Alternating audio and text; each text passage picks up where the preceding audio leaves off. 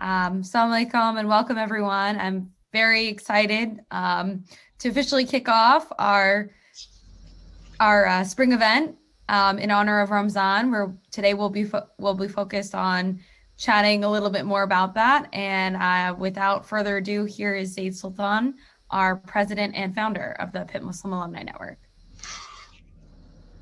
Thanks, Shireen. Assalamu alaikum, everyone.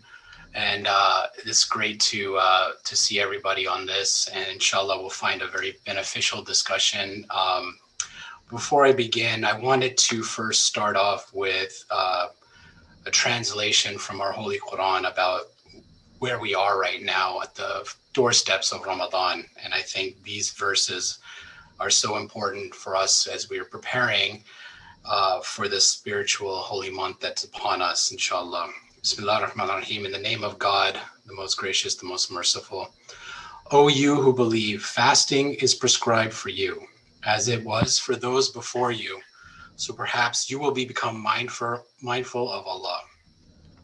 Fast a prescribed number of days, but whoever of you is ill or on a journey, then let them fast an equal number of days after Ramadan. For those who can only fast with extreme difficulty, compensation can be made by feeding a needy person for every day not fasted. But whoever volunteers to give more, it is better for them, and to fast is better for you if you only knew. Ramadan is the month in which the Quran was revealed as a guide for humanity, with clear proofs of guidance and the standard to distinguish between right and wrong. So whomever is present this month, let them fast. But whoever is ill or on a journey, let them fast an equal number of days after Ramadan. Allah intends ease for you, not hardship, so that you may complete the prescribed period and proclaim the greatness of Allah for guiding you, and perhaps you be grateful. Sadaqallahu al-Azim. These are verses from the second chapter of the Holy Quran, verses number 183 to 185. And we feel that this obviously is a very timely discussion, given we're about 3, maybe 4 days away from our first day of Ramadan. And with that, I want to introduce one of our distinguished speaker, our panelist, if you will, and actually a very close friend of mine from way back in the day, Muneeza Ahmed. Muneeza, known on the World Wide Web as the Intuitive Medicine Woman, has worked with over 7,000 clients since 2013, helping them find relief from an autoimmune, chronic, and mysterious illnesses, including migraines, lupus, rheumatoid arthritis, acne, chemical sensitivitis, cancer, adrenal fatigue, eczema, diabetes, and so much more. She had left the corporate career in accounting and finance when her own health crisis led her to search for a natural cure for symptoms that conventional medicine wasn't able to help out with. She now teaches her clients how to reverse their symptoms using nutrition and supports them through multiple modalities to achieve optimal wellness, physical wellness, mental wellness, emotional, and spiritual. Muneeza is a qualified chartered accountant, which is the equivalent of a certified public accountant with a master's degree from the London Business School and 11 years of corporate experience. And with that, I also want to add that I've known Muneeza and her husband for a long time, as her husband was a colleague of mine and a very good friend. And so I'm very excited, Muneeza, to have you here. Jazakumullah khair for joining us. Assalamualaikum, and thank you for having me. It's such an honor.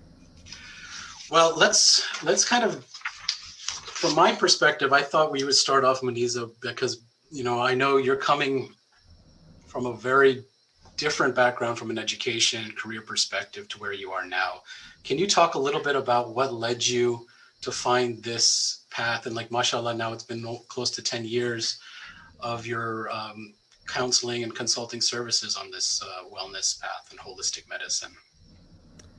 Yeah, so what inspired me, well, it wasn't as much an inspiration as it was a hammer on my head. I have been on and off sick since I was 3 months old. I ended up with severe eczema at 3 months, which led into bronchitis that lasted 6 months. My mother used to sit in my crib to make sure I wouldn't, stop breathing. She'd say she was very worried about how my health was. And then at 3 years old by the time, and I had more chest infections by 6 years old. I had severe asthma, and then leading onwards, a lot of hormonal issues, a lot of adrenal fatigue, a lot of, the list of minor symptoms, which are actually major symptoms, became longer and longer. And then after I got married, I moved to the United States. And in that first year here, I was beriddled with major allergic reactions to things I didn't know where I was reacting to. I ended up going to multiple doctors, the top pulmonologists, the top allergy doctors. I went to internal medicine doctors, I had a battery of tests done, and everything was kind of a big mess. And I got sicker when I moved here. And so I was working for NBC at the time. I was financial director for their operations division, and I was commuting into the city from Connecticut, and things just got worse health wise and more challenging. I was spending more days working out of home, and then eventually I reached a point where I just quit my job because I felt like I was completely burnt out, and I was still having major reactions to things, and days where I'd wake up with half my face swollen, and didn't know what it was, and doctors didn't know what it was. Nobody could tell me what it was.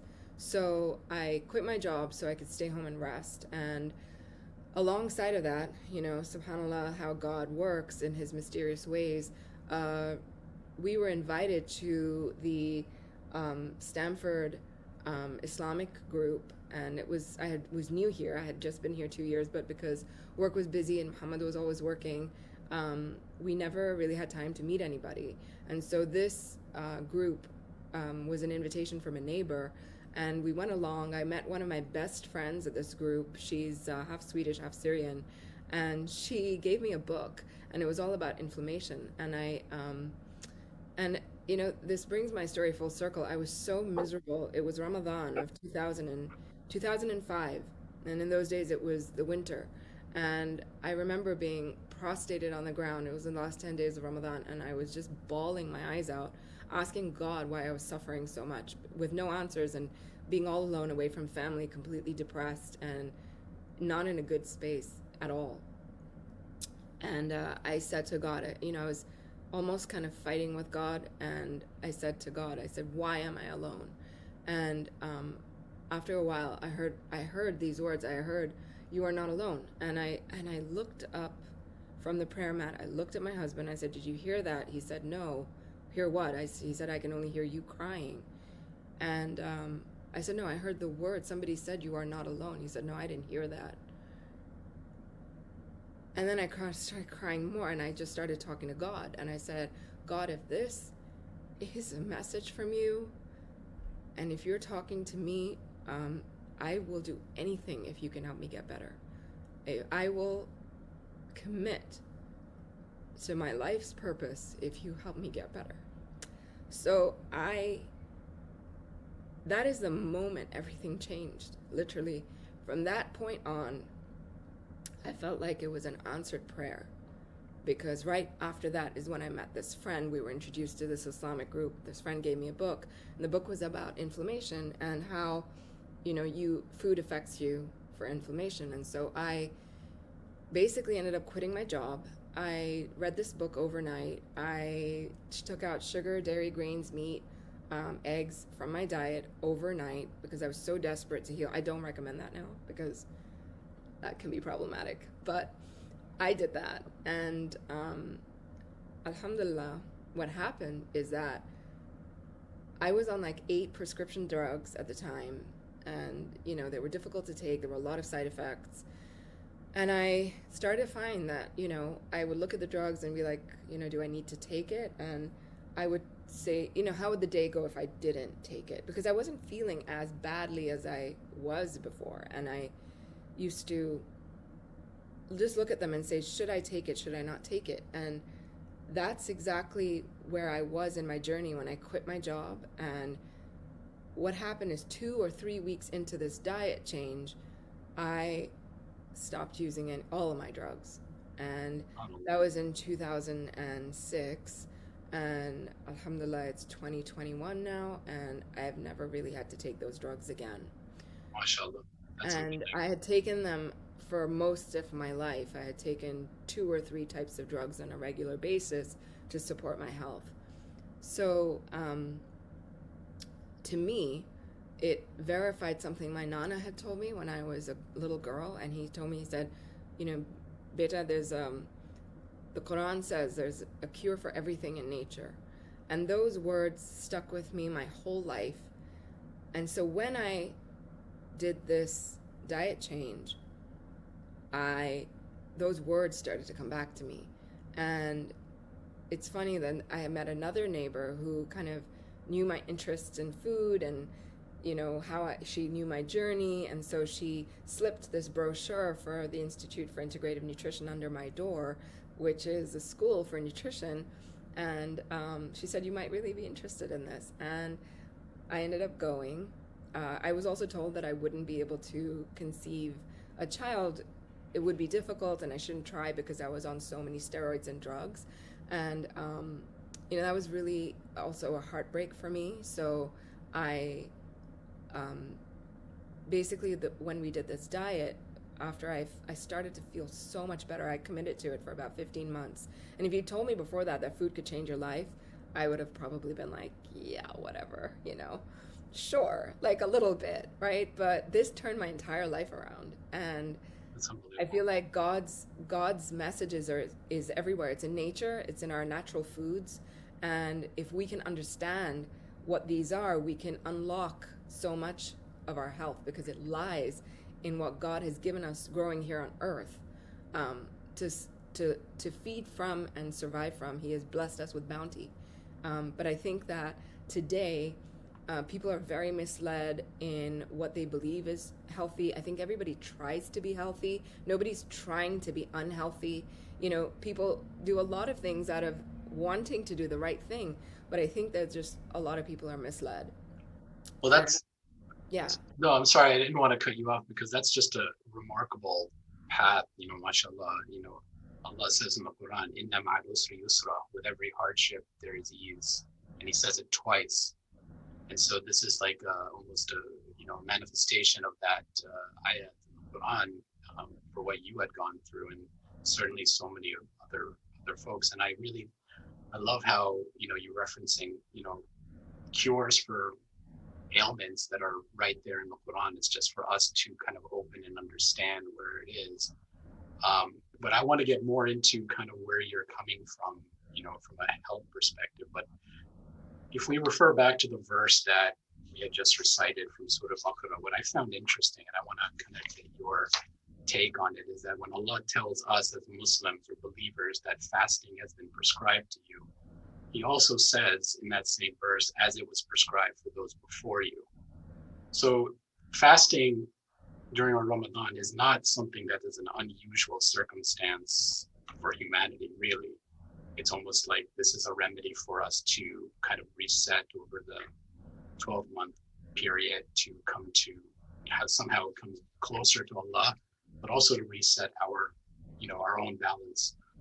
I want to get your thoughts on kind of what that verse accentuates, and kind of how we're now seeing a modern phenomenon, if you will, of many people saying fasting is really beneficial. It's actually something that many non-Muslims are doing nowadays. But it's right there in our holy book that this is something not only prescribed to us, but Allah had told generations well before us. So I wanted to get you to kind of comment on that. Absolutely, yes. Fasting has been prescribed in nearly every faith.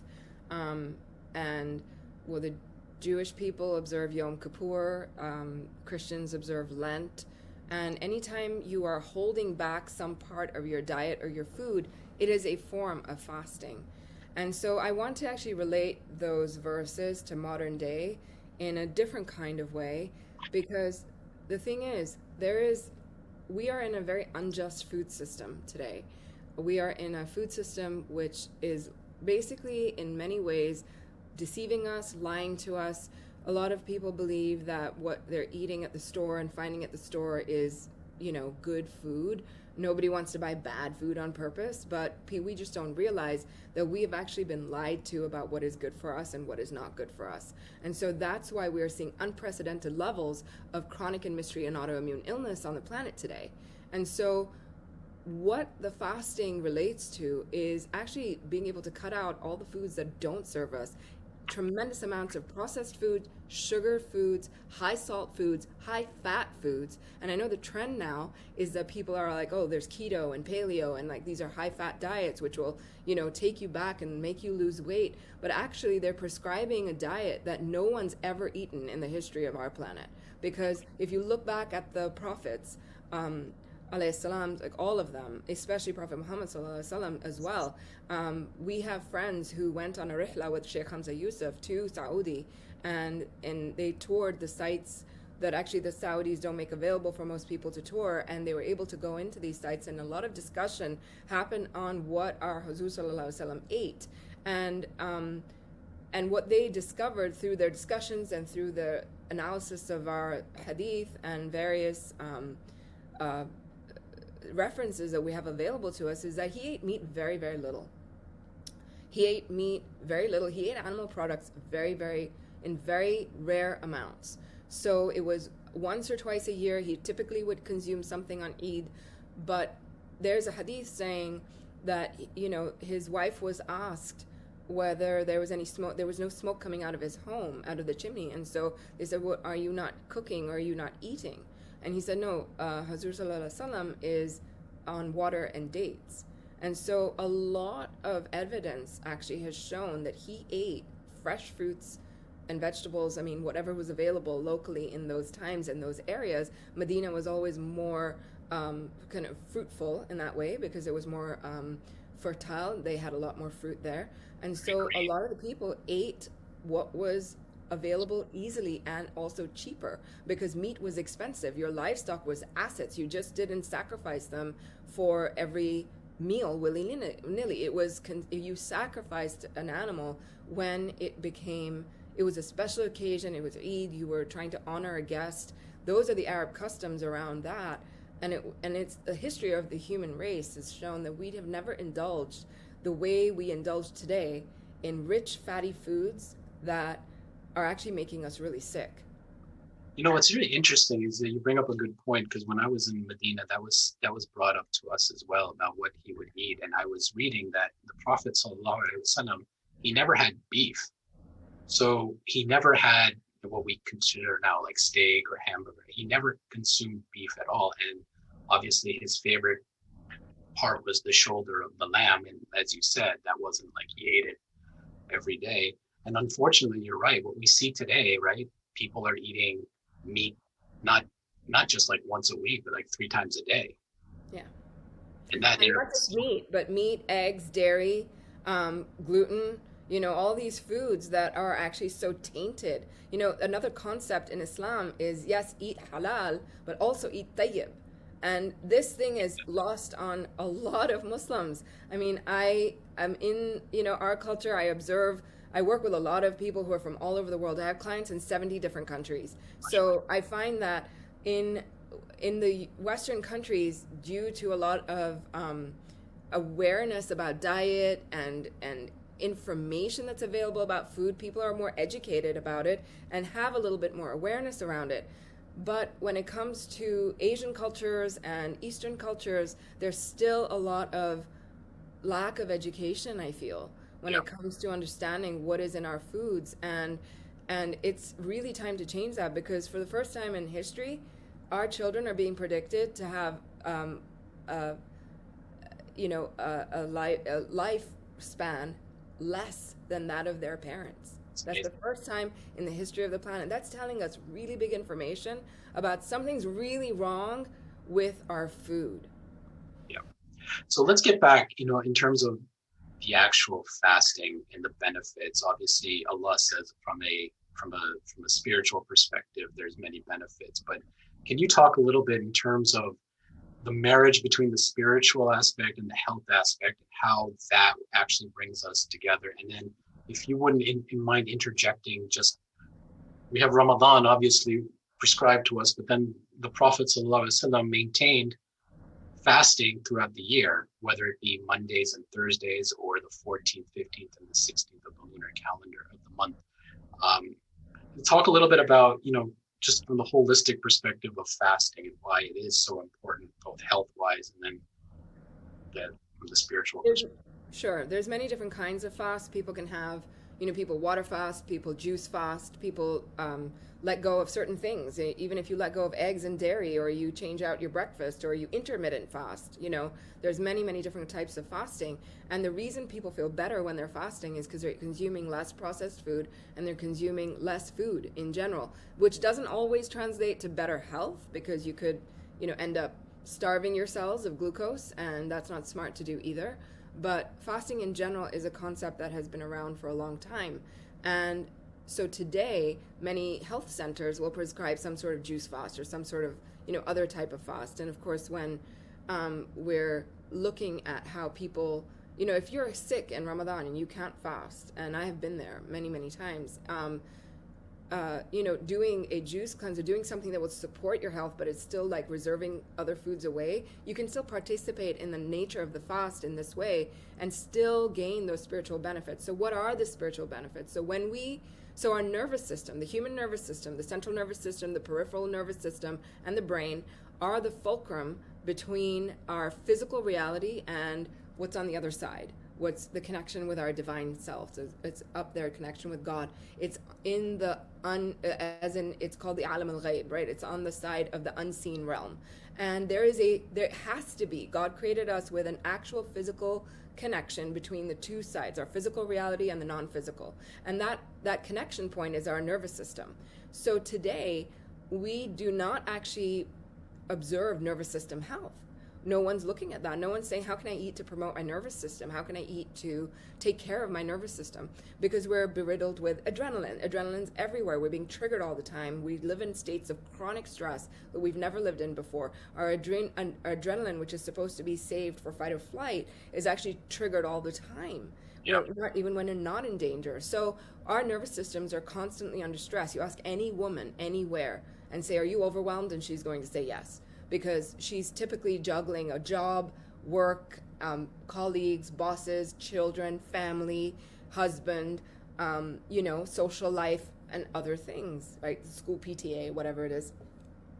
So women are overwhelmed typically more than men, because women's systems are more delicate than men.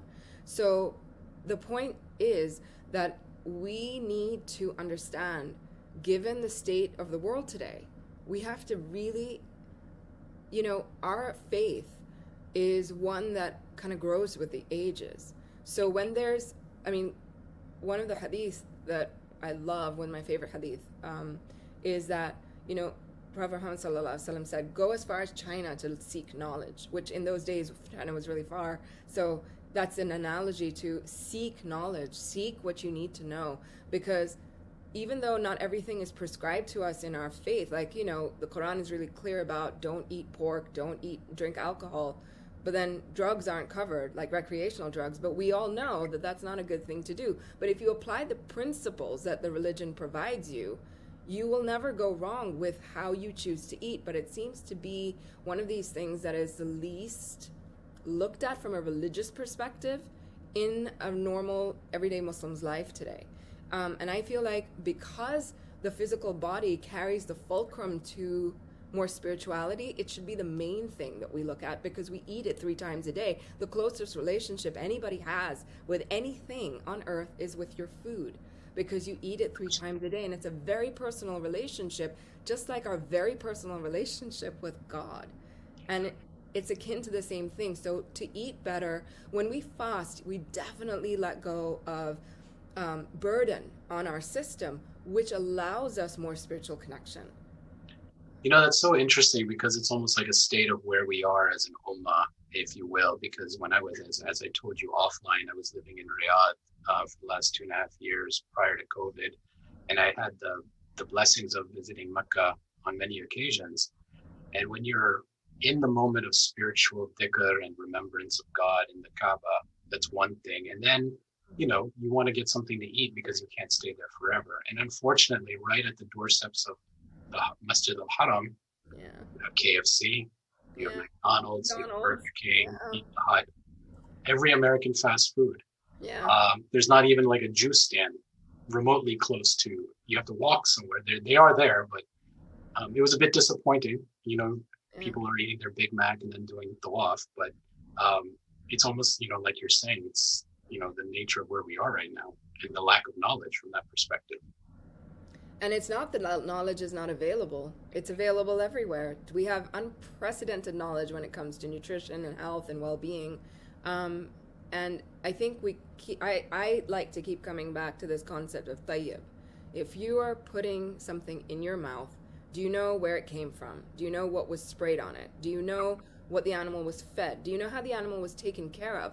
Allah not only requires us to take care of our bodies, he requires us to take care of our animals and Yes. take care of our of the earth that he gifted us. And so we are told these things in our faith, yet we don't practice them.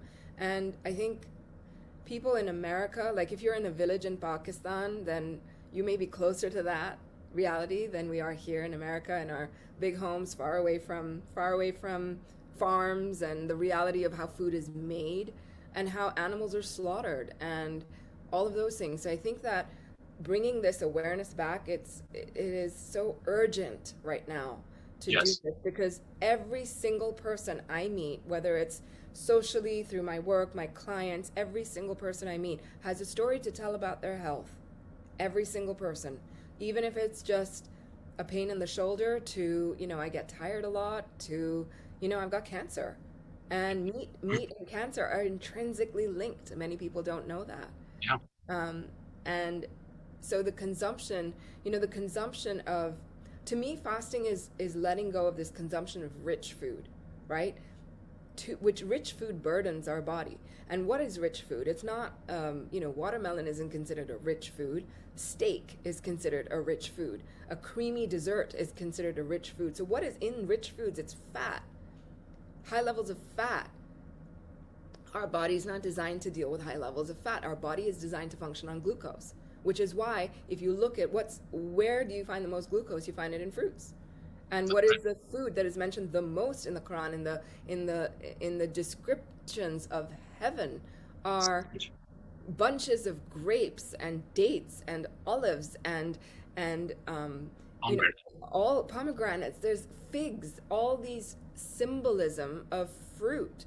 So fruit symbolizes our reproductive health also because it's a seed, right? It's fertilized in order to make fruit.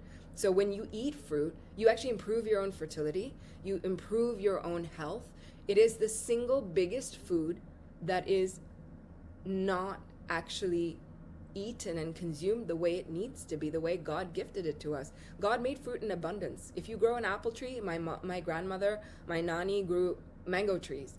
And one tree, you get hundreds of fruit, Yeah. probably more than you could feed your own family. So God made fruit abundant for a reason. You just have to look in nature. Nature tells us so much about what God wanted us to eat, what God made for us. I mean, even the first story about mankind is about an apple, right? Right. So the imagery and the symbolism and the importance of fruit is throughout every biblical book.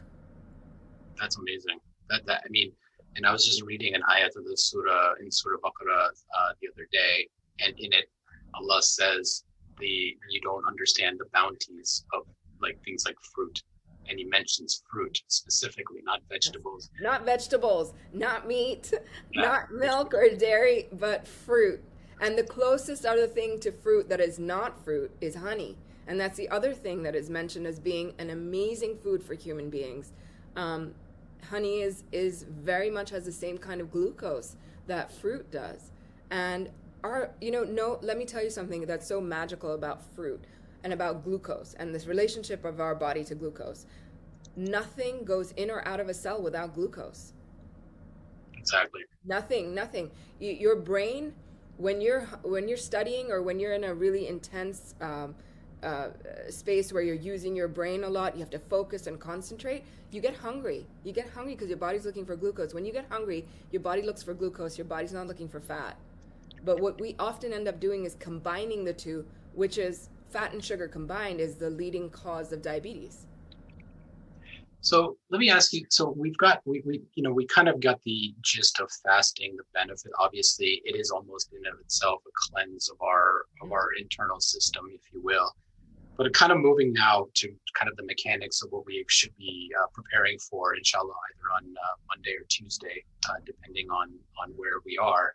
But I wanted to touch upon one quick point before we get there, because you mentioned about, the tahir, the way that the animal or the food is coming from. I think one of the benefits now living, after having lived in kind of the big cities, now living in a big city, but in Texas, we have, alhamdulillah, quite a bit of Muslim-owned farms here. Oh, And there's wow. actually a brother who posted a few years ago on YouTube how he goes through the halal process of butchering. And it's the most remarkable video I've seen, because, and I've actually, that's where I do my qurbani for Eid al-Adha now, because he shows, not only does he show the animal, the way that he takes care of it from a perspective of feeding it natural ingredients, but then he shows before the slaughter,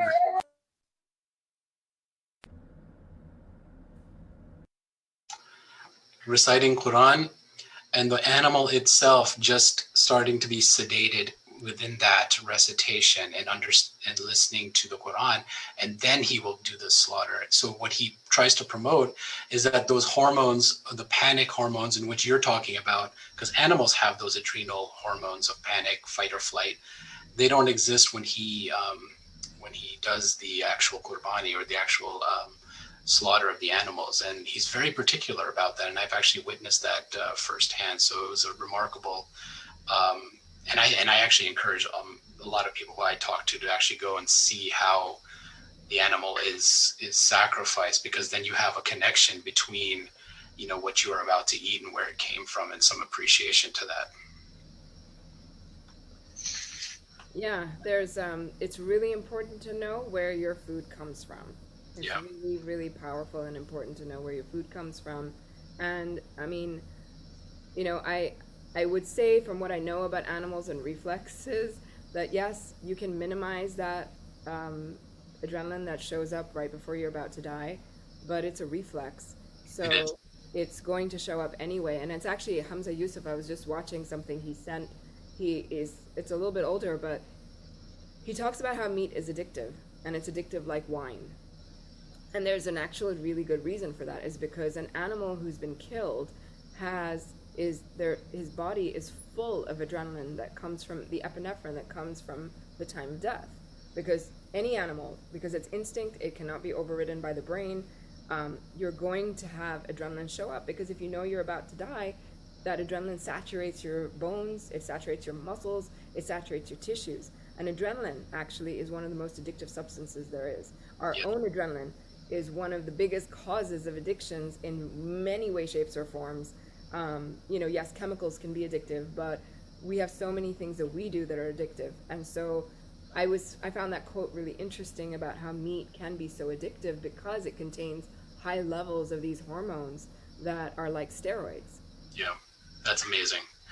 So getting to the next kind of topic and what we should be preparing for now, I know a lot of us will start to go grocery shopping this weekend. So from your perspective, Muneeza, when we start to prepare for the fast, when we wake up before Fajr prayers and eat, what should we be looking for when we go to the grocery store and preparing for ourselves in order to maximize our energy throughout the day? What should we not be eating at Suhoor? Where should we? What do you advise us on? There's a couple of things to actually consider at this time. One is that people are looking for longevity of feeling full, right? So the thing that makes you feel full the longest is fat. If you have something dense and heavy, like anything that contains fat, yogurt, cheese, meat, eggs, any of that stuff, it'll help you feel fuller longer. But what that also does is prevents your body from obtaining the kind of glucose it needs to function through a day. And the thing is that glucose does deplete more quickly. So if you have like potatoes or say rice or grain of any kind or sweet potatoes or fruit, you'll find that, oh, I didn't feel so full and it didn't last. So part of it is not fully ideal, like what you should eat in the morning if you're used to having something heavier to take you through the day. I would say keep doing that because otherwise you'll feel faint and you won't feel good because it takes time for your blood sugar to adjust to time periods where you're not getting any glucose. But I do recommend the first thing that you do when you start your suhoor is that you start with some kind of glucose, some kind of fruit. And then if you're going to have something heavier, have it not be something so heavy that your body cannot absorb the glucose from what you just had, but have it be something lighter and something that will still stave you over. One of the things that we love doing is a mango coconut chia seed pudding. And so basically it's a smoothie made with mango, coconut water, coconut flesh, the meat that comes out of the coconut, and then we mix chia seeds into it. So there's plenty of glucose in there that comes from the coconut. There is some fat from the coconut in it, plus you have chia seeds, which actually help to retain hydration longer. And so they give you stamina and hydration, which is one of the two things you need the most during Ramadan. We're not in the longest time of Ramadan, but when it was in the summers, having a smoothie like this first thing in the morning, it's fresh, it gives you the nutrients you need, but also gives you stamina, also helps to hydrate you. So hydration is key. When you cannot get enough glucose, hydration becomes key. If you think about like the three most important nutrients, right? So oxygen, you can't live without it for more than a few minutes. Water, you can't live without it for more than 2 weeks. And food, glucose, you can't live without it you can live for like a month or two, but eventually it's going to get you. So in terms of importance, hydration is the next thing. And so making sure that you're getting stuff that is hydrating you rather than dehydrating you is critical. So you guys do a mango, coconut water, chia seeds pudding / smoothie for sahur. Yeah. All right. So I know what I'm getting at Costco this weekend. Organic mangoes are in at Costco, so it's a good place to go. Yes, of course. What about so you've given us an idea of that's obviously good. You're saying if we have eaten something that's high in fat or sustainable throughout the day, we should stick with that. Particularly, yeah, because otherwise you'll not feel good. If you're not used to this kind of way of eating, it takes a minute. So I don't recommend starting it in Ramadan if you're going to start a whole diet change, because you're already changing so much with how you eat and when you eat. But I do recommend every Muslim, thank God, alhamdulillah, we open with water and dates, right? So that's water, hydration, and glucose. But I do recommend, because so much municipal tap water today is poisoned with runoff of like different chemicals or birth control pills that don't get filtered out of water, or toilet paper that doesn't get filtered out of water. It's not ideal water, so you do want to make it more hydrating by making it lemon water. Put a lemon or lime in it, put some lemon or lime juice in it, put some cucumbers in it, like hydrate that water. So actually the water becomes wetter, meaning it absorbs more into the cells when you drink it, because the way it is, because you see, inside of fruits and vegetables, fresh fruits and vegetables, is water in a certain code. There's a code in the water. It's called structured water. That structured water is the same structure as human breast milk. It's the same structure as natural spring water that comes out of a mountaintop. It's natural God's water. And that hydrates us way better than anything else can hydrate us. So putting some of that into your glass of water will hydrate you better, and you will last through Ramadan longer that way, without feeling depleted as much at the end of the day, or without feeling depleted at the end of 30 days, for example. Right. Do you, and this is from my personal perspective, because I actually tend to stay up after suhoor and after fajr, because I feel like I have more energy, and I hate sleeping on a full stomach. Yeah. So I'll have like a cup of coffee with it. Yeah. It's probably not the smartest thing to do because it's dehydrating in a way, but it does help me stay pretty alert for the most of the day. But what I'm interested in is, like, sleeping on that full stomach, you have the suhoor. A lot of people will go back to sleep and then wake up, especially, and I know you've lived in the Middle East, the office starts to open up at 10:30, 11, because people go back to sleep. But that can't be healthy, can it? It's always easier to start the morning and then not go back to sleep, digestively speaking. Right. It is a digestive disturbance if you're eating and then going back to sleep. But if you're going to do that, eat foods that are easier to digest rather than something that's heavy. Like eggs in the morning is something I do not recommend. It'll fill you up, you'll feel full, but you won't actually have energy in your cells, and it depletes you much faster overall. Eggs in the morning during Ramadan, or eggs in general in the morning? Eggs in general. Eggs are actually one of the worst foods we can be eating because they actually feed a lot of viral illnesses. A lot of autoimmune conditions are actually not your body attacking itself, but actually pathogens that are attacking your body. And these pathogens were raised on egg cells in labs. And so they love eggs. And so many of us have these issues. Like even if you have chronic fatigue, there's a pathogen inside of you that is loving eggs. And so it's important to become aware of what foods help and what don't. I know that people love their eggs, and I hate to be the bearer of this news, but eggs don't serve you. They used to be a great food until they kind of got messed with. Yeah. And this is why I started when I said in the beginning, we don't live in a just food system because we don't know what's affecting us. So if you're going to start your morning, start with something that will give you energy truly. And if you make those changes, if you're going to eat eggs, make sure that you've eaten something that's full of good glucose prior to that. And then give it a break. Give yourself a 30, 45-minute break and then eat eggs. Because that gives enough time for that glucose to absorb, and you'll actually get a lot of benefit from that.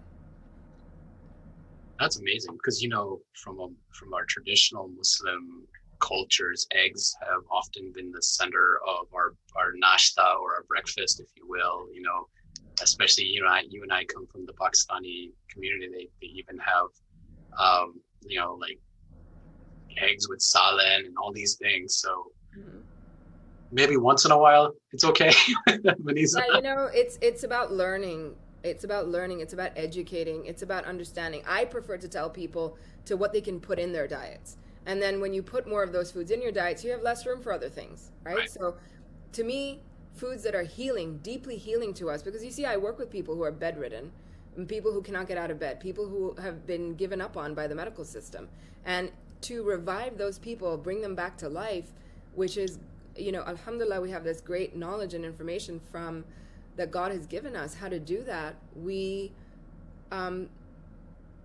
There has to be something in those foods that is so healing to the body that can do that, because you won't do it by eating eggs, dairy, and gluten, but you do get there by eating fruits and vegetables. I mean, it's not right. Every single mother has told her child, eat more fruits and vegetables.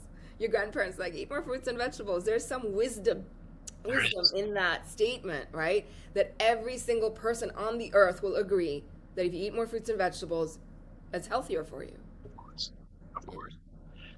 Well, that's good. It kind of moves us into the next segue of going throughout the day. Some of us are going to be fasting for over 12 hours, and here we are at Maghrib time. Yeah. Time for iftar. Naturally, we are all familiar with Prophet's sunnah of breaking our fast with the date. Can you talk a little bit about the absolute wisdom of doing that, and then other foods that we should be doing in an iftar? And I preface that, as you know, from our culture, iftar becomes its own little dinner time, if you will. And I know that that's not recommended in a way, but talk to us about that, in terms of, I'd love to hear your thoughts on the date and how nutritious that is, and then other foods that we should be, at iftar time, should be intaking. So that's a big question, so I'll break it up. The whole thing about glucose comes back to why the date is so good for us is because of its high levels of glucose. But dates are also amazing for the digestive system. They're one of the most anti-parasitic foods. They can heal pathogens that are in the gut. They are warming food. So actually, you don't think of a date as a warming food, but it actually goes in and starts to warm up the liver. So when you eat a date after you're fasting, you get cold when you're fasting because there's no energy being produced from glucose from your body. It's true. So you eat a date and it starts to warm you up. That's one very important aspect of a date. If you dates are rich in like 70 bioactive minerals and much more than is ever documented than you'll ever find in like a science or nutrition charts. It's a heart healthy food. It's actually full of good protein. I mean, I don't know how many of you remember biology class in school, but if you studied a cell, any living cell, all cells are made up of carbohydrates, lipids, and amino acids. Amino acids are protein. So you find plenty of protein in fruits and vegetables because they contain the building blocks of bigger proteins, which are amino acids, which your body can use like that, rather than what you get in a steak, which your body, it will sit there for hours, more than a day. Sometimes you feel heavy because it just cannot process that. You cannot get what you need out of a steak, but you can get more of that out of a vegetable, a fruit. Spirulina, for example, is a great protein found in green algae, and dates as well contain protein. So it's a complete food in some ways. That's all the Prophet ﷺ used to eat at some points, just dates and bread and water, right? Yeah.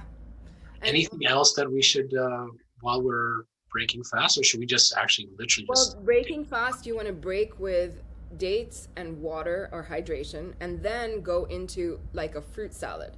If you want a nice boost for your system that's not going to put you in a food coma, because food comas are really not safe. You shouldn't be putting yourself into a food coma. If you eat something and you go into a food coma, that's not good.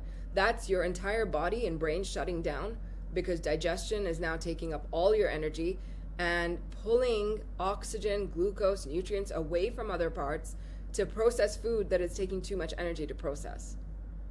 Right? So what do you eat? So somebody asked a question about legumes, lentils, and beans. Those are great things to bring in. Like if you're going to eat a more vegetarian-based meal in Ramadan. If there's one time in your life you're going to make a change about how you eat less fat. That means eat less animal protein overall.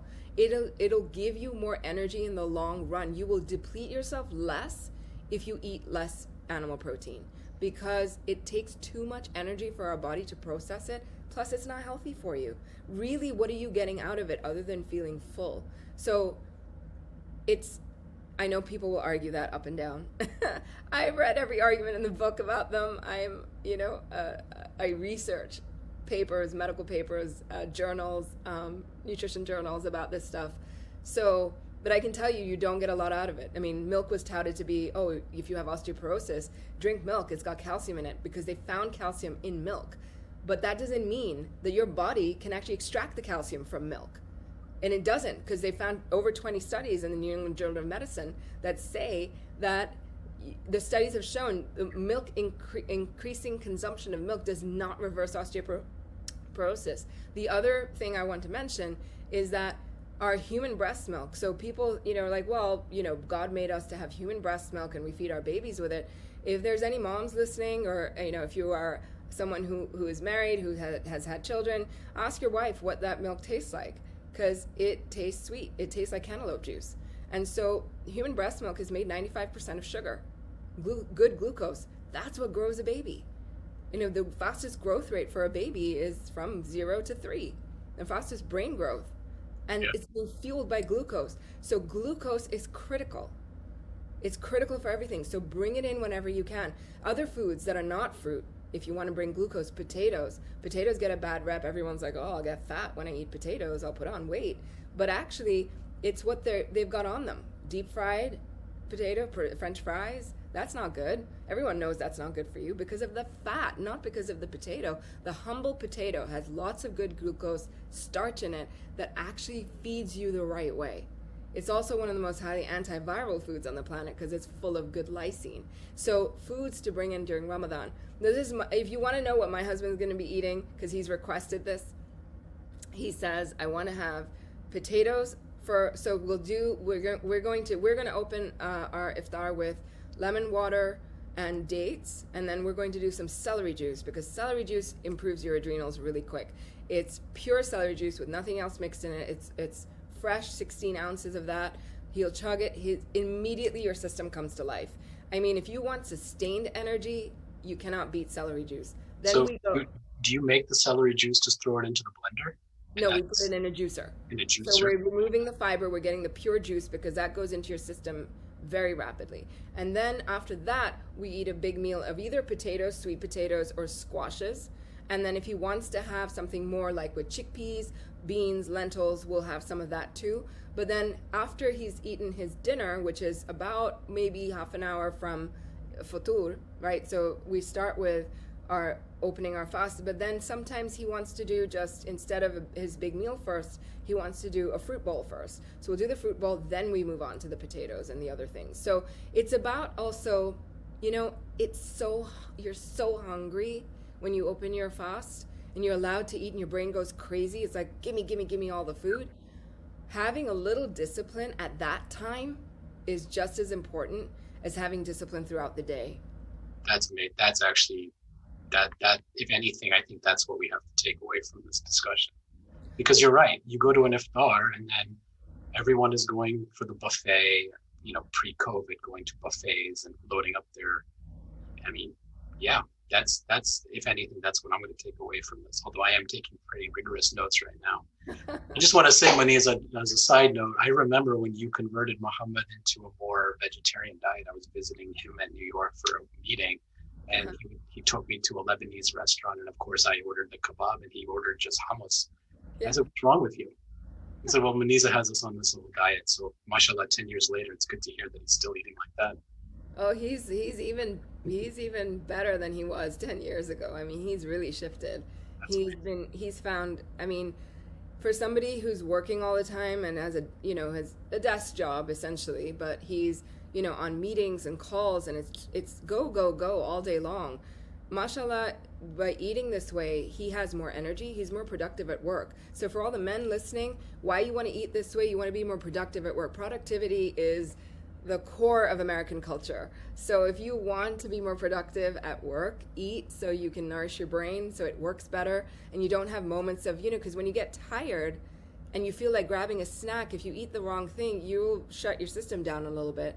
But if you eat the right thing, that brain will just keep going and working better. You can think faster, problems can be resolved more quickly, and that's what he does. He actually did a talk for one of my membership programs recently, and we did a 2-hour kind of in our family lounge, I interviewed him, and he shared that, because people were asking, there were other men on the call with clients of my clients' spouses or my clients themselves saying, what do you do when you have to go out to like a work dinner or, you have colleagues or you're taking out clients? What do you do?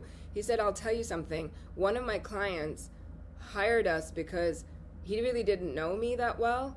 And I asked him, why did you don't know me that well. How come you're hiring me? He goes, I've watched how much discipline you have around your food. And if you have it around that, I know that you'll have it at work. That's So, amazing. right? That is quite amazing. Yeah. So I want to, you talked about hydration, obviously drinking water, and I think we should all be doing that regardless, but specifically in Ramadan, during the nighttime hours. I know myself, I've actually purchased like those big 64-ounce water jugs now that I keep with me while working. Mm-hmm. But I think this comes to the more disappointing part of the discussion, and that is, what should we be avoiding? And you and I talked offline about this. As we are from cultures that love sweets, love fried food, whether it's from an Arab perspective or Indo-Pak perspective, Mm-hmm. Those iftars are loaded with things like this. And talk a little bit about why we should just avoid that during Ramadan and maybe very little indulgence throughout the year. Because the thing is, right, fasting is ultimately about keeping away from indulgence. That's the core of fasting in any faith system, in any religion, in any way. It's about keeping away from the indulgences. And so I find like the Muslim fast and the way people do their Muslim fast is not quite honoring that system, because the iftar comes and then you're like, well, I didn't eat all day, so I'm gonna go for it. But it's a lot of fried foods, a lot of heavy foods, a lot of even like a salad. avocado, you want a heavier food, do a salad with some lots of avocado and chickpeas. That'll give you more, it'll give you sustenance than any fried food you could eat. So the fried foods, you got to stay away from the fried foods. If it was one thing you take away from this, stay away from anything fried during Ramadan. It will dehydrate you more, you won't get as much energy, and it'll put you in a food coma. It's just not worth doing. What happens? Can you talk a little bit about what happens with the food when it's fried? Maybe I think that will help understand why we should avoid it. Well, first of all, when you cook food to that level, at those high temperatures, and for that, I mean, in that much fat, you're kind of destroying everything in it.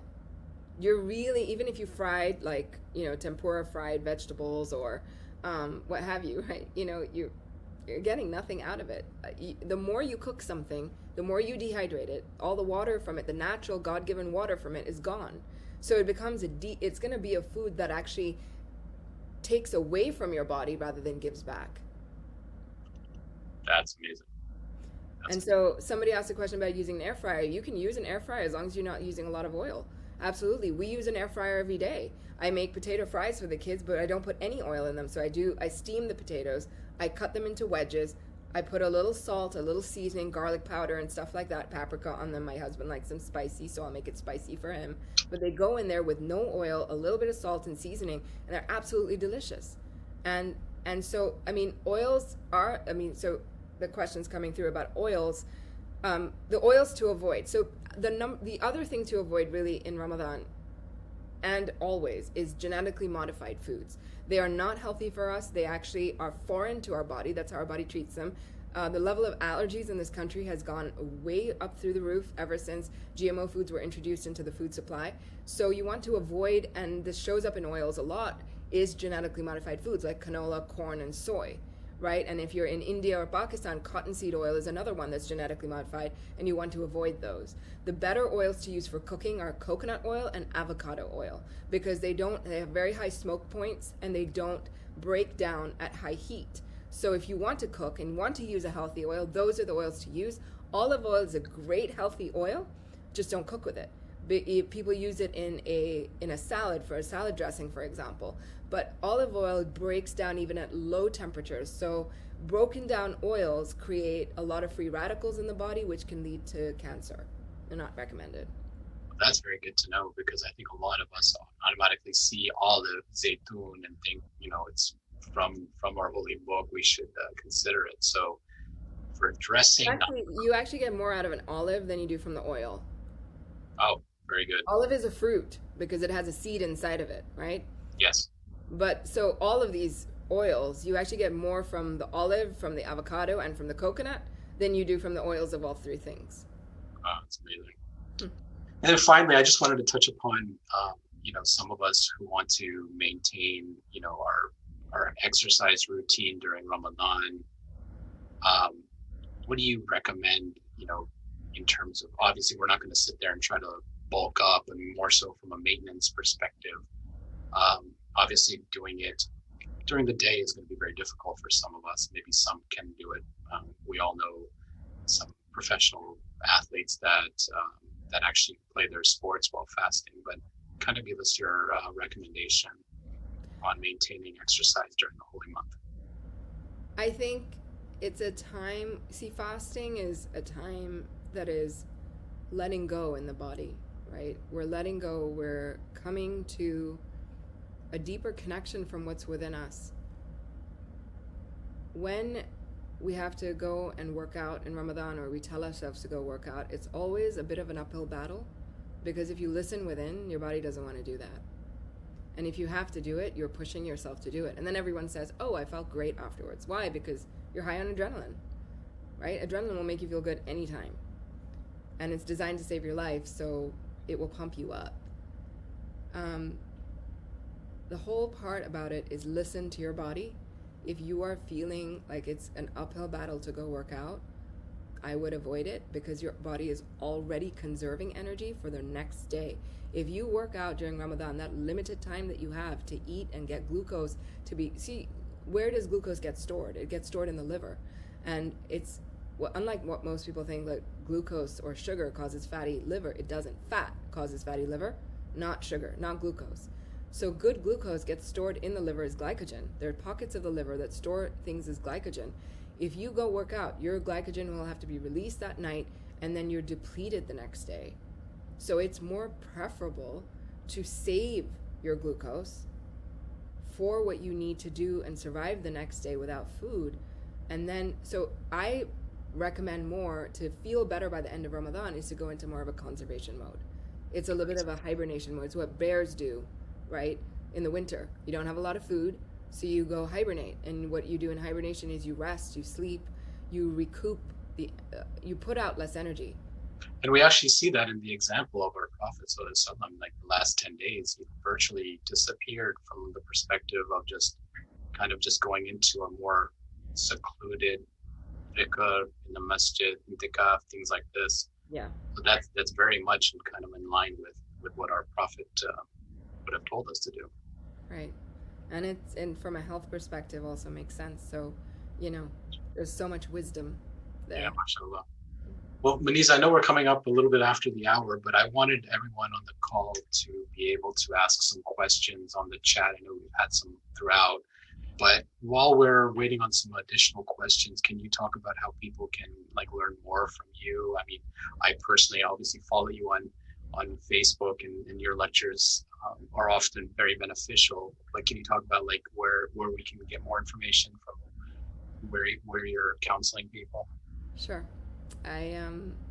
My house on the web is www.muneezaahmed.com, muneezaahmed.com, and you can find me also on Instagram under Muneeza_medical_intuitive, and you can find me on Facebook.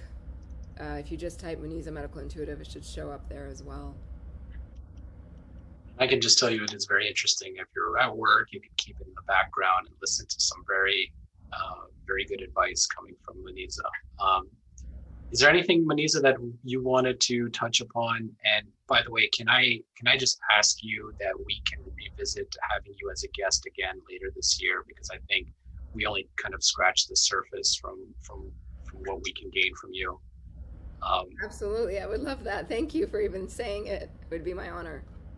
But yeah, is there anything else that you would want to add for us to remember while we are preparing this weekend, inshallah?